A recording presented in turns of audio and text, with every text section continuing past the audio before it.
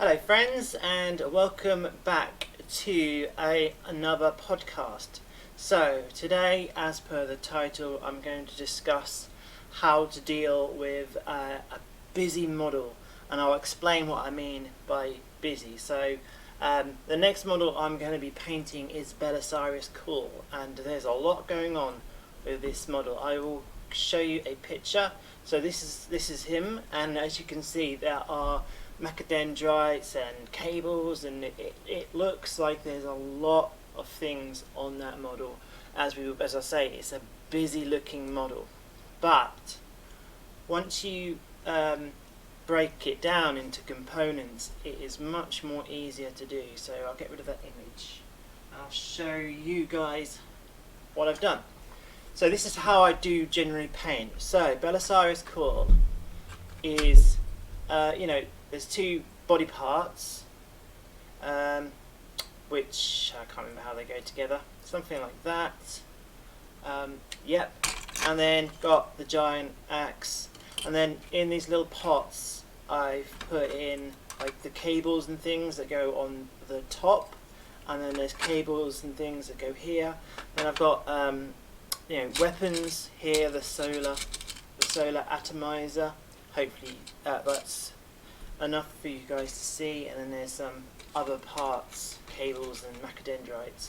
So I break it down into components. So I got Cawl quite a long time ago, and I want him to be my obviously leader of my Adeptus Mechanicus army, because I am following the Mars dogma. So this is going to be the crowning glory of that.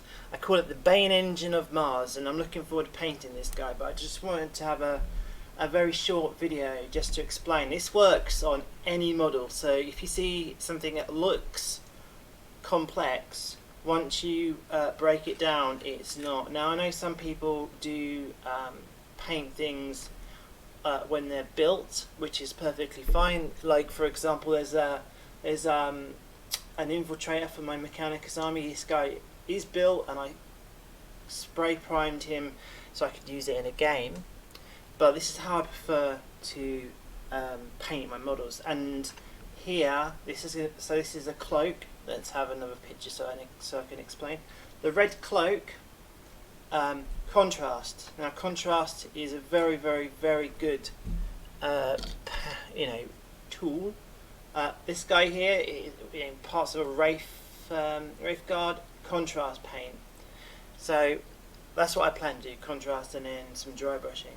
But I will approach each part separately. So then I'll do the body, and then it's done, I'll put it to one side, then I'll do this part and this part.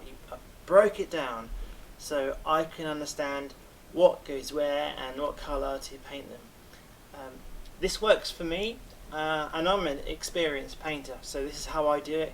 You don't have to do it like this, but as a suggestion, it really does help to break down a potentially difficult model, so it doesn't look too